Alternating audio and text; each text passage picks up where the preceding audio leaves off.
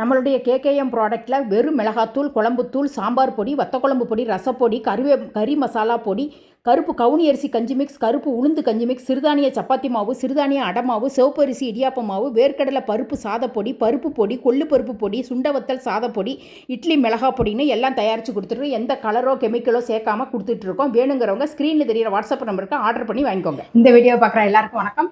இன்றைக்கி என்ன செய்ய போகிறோம் அப்படின்னு நினைக்கி ஒரு மருந்து உருண்டை தான் பண்ண போகிறோம். மருந்து உருண்டையா அப்படின்னு நினைக்கிறீங்க. வயிறு உப்புசம், வயிறு ஜீரணம் ஆகாமல் இருக்கும்போது எருக்களிச்ச ஏப்பம் வரும், ஒரு நாளைக்கு மூச்சு திணறிக்கிட்டு ஒரு மாதிரி வரும். இந்த மாதிரி டைமில் இந்த மருந்து உருண்டையை செஞ்சு வச்சுட்டோம்னா ஒரு உருண்டை சாப்பிட்டு கொஞ்சம் ஒரு டம்ளர் வெதுப்பாக வெந்நீர் குடித்தோம் அப்படின்னா உடம்புக்கு அவ்வளோ நல்லதாக இருக்கும். அந்த மருந்து உருண்டைக்கு சேர்க்க வேண்டிய பொருள் சுக்கு, மிளகு, ஓமம், திப்பிலி இந்த மாதிரி இதை வச்சு உருண்டை கருப்பட்டிலாம் சேர்த்து நல்லா உருண்டை செஞ்சு வச்சுட்டோம்னா கெட்டும் போகாது. நாள்பட வச்சு நல்லா உடம்புக்கு ரொம்ப நல்லதாக இருக்கும். சின்ன பசங்கள்லேருந்து பெரியவங்க வரைக்கும் அந்த உருண்டையை சாப்பிட்டோம்னு நினைக்க உடம்புக்கு அவ்வளோ ஹெல்த்தி. புதுசாக நான் உங்களுக்கு சொல்லிக் கொடுக்கல.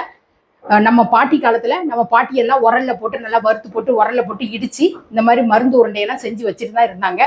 அதைத்தான் நான் இன்னைக்கு உங்களுக்கு ஞாபகப்படுத்தி செஞ்சு காட்டுறேன். வாங்க எப்படி செய்யலாங்கிறது பார்ப்போம். வீடியோ நான் போடுறதுக்கு ரொம்ப நாளாகி போச்சு. ஒரு 2 மாதம் கிட்ட கேப் விட்டுருச்சு. இனிமேல் தொடர்ந்து வீடியோ வரும். ஃபோன் கொஞ்சம் ரிப்பேர் ஆனதுனால வீடியோ எடுத்து போட முடியல. அதனால இனிமேல் தொடர்ந்து வீடியோ வரும். அக்கா சமையலறையை சப்ஸ்கிரைப் பண்ணி வச்சுக்கோங்க. நாங்கள் இந்த மருந்து உருண்டையை எப்படி செய்யலாங்கிறது பார்ப்போம். இப்போ தேவையான பொருளையும் அளவையும் சொல்லிடுறேன். சுக்கு, மிளகு, திப்பிலி, ஓமம், கருஞ்சீரகம், ஜீரகம், பெருங்காயம், அடுத்தது கருப்பட்டி. நம்ம கருப்பட்டி போட்டால் தான் இந்த இதுக்கு ரொம்ப நல்லது. அளவு சொல்லணும்னா அளவு இது எல்லாமே 20 கிராம் எடுத்திருக்கேன். பெருங்காயம் மட்டும் 10 கிராம் எடுத்திருக்கேன். கருப்பட்டி 100 கிராமுக்கு கொஞ்சம் கூடுதலாக எடுத்திருக்கேன். ஒரு 120 கிராம் கிட்ட எடுத்திருக்கேன். இப்போ எல்லாத்தையும் ஒன்று ஒன்றா போட்டு வறுத்தரலாம். வறுக்கிறதுக்கு சட்டி வச்சுருக்கேன். நல்லா சூடு ஏறிட்டு உங்களுக்கு திப்பிலி யாருக்கும் தெரியாமல் இருந்தீங்கன்னா இந்த மாதிரி இருக்கும். திப்பிலி அரிசி திப்பிலின்னு சொல்லுவாங்க. ஒன்று ஒன்றா போட்டுடலாம். வெறும் சட்டியில் தான் வறுக்கணும். இப்போ இந்த அளவுக்கு நல்லா அப்படி வறுபட்ட உடனே ஒரு பிளேட்டில் கொட்டிடலாம். மிளகு போடுறேன். வாசனை வர்ற வரைக்கும் எல்லா பொருளுமே வறுத்துட்டு உங்கள்கிட்ட காட்டுறேன். எல்லா ஜாமானையுமே இந்த வறுத்து எடுத்துட்டேன். இப்போ அடுத்ததாக சுக்கு வறுக்கும் போது இந்த மாதிரி தட்டிட்டு உள்ள போட்டு வறுத்தோம்னா நல்லா வறுபடும். அரைக்கிறதுக்கு நல்லா ஈஸியாக இருக்கும். அதனால் அதையும் சுக்கையும் நல்லா வறுத்து எடுத்துருவோம்.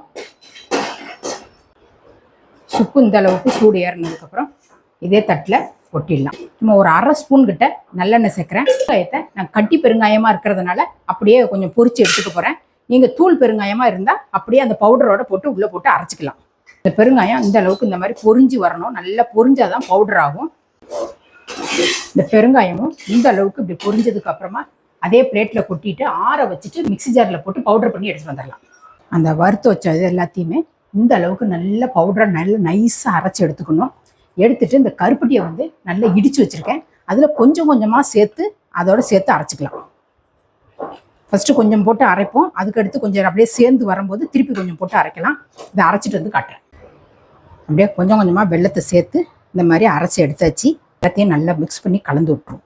எல்லாத்தையும் நல்லா மிக்ஸ் பண்ணி கலந்து விட்டுட்டு இந்த மாதிரி கொஞ்சம் கொஞ்சமாக எடுத்து இந்த மாதிரி ஒரு உருண்டையாக பிடிச்சிக்கலாம். சின்ன சின்ன உருண்டையாக ஒரு நாளைக்கு ஒரு உருண்டை அப்படிங்கிற கணக்குக்கு வச்சு இந்த மாதிரி உருண்டையாக பிடிச்சிட்டோம் அப்படின்னம்னா சாப்பிட்றதுக்கு நல்லாயிருக்கும். நீங்கள் உருட்டுறதுக்கு வரலை அப்படின்னம்னாலும் அப்படியே நீங்கள் பவுடராக அள்ளி ஒரு டப்பாவில் வச்சுக்கிட்டோம்னா ஒரு நாளைக்கு 1 ஸ்பூன் அப்படி வாயில் போட்டு கூட தண்ணி கூட குடிச்சிக்கலாம். வெதுன்னு கொஞ்சம் தண்ணி குடித்தோம் அப்படின்னா நல்ல ஜீரணம் ஆகும். வயிறு உப்புசம் ஏற்கனவே நான் முன்னாடியே சொல்லியிருக்கேன். வயிறு உப்புசம் இருந்ததுன்னு நினைக்கி அது சரியாகும். இந்த மாதிரி தான் நம்ம கிராமத்துலலாம் இந்த மாதிரி உருண்டையை பிடிச்சி ரொம்ப நல்லாயிருக்கும் உடம்பு. இந்த மாதிரி உருண்டை எல்லாத்தையும் பிடிச்சிட்டு காட்டுறேன். இந்த மாதிரி உருண்டை எல்லாத்தையுமே உருட்டி எடுத்தாச்சு. டெய்லி ஒரு உருண்டை சாப்பிட்றதுக்கு உடம்புக்கு அவ்வளோ நல்லது. இந்த மாதிரி செஞ்சு வச்சுக்கிட்டாலும் ரொம்ப நல்லது உடம்புக்கு. உங்கள் வீட்டில் இந்த மாதிரி செஞ்சு வச்சுக்கோங்க. இந்த மருந்து உருண்டையை செஞ்சு காட்டியிருக்கேன். யாராருக்கெல்லாம் இது எங்கள் வீட்லேயும் செஞ்சுருக்கோம் அப்படிங்கிற செஞ்சு சாப்பிட்டுருந்தீங்கன்னா எனக்கு கீழே கமெண்ட் பண்ணுங்கள்.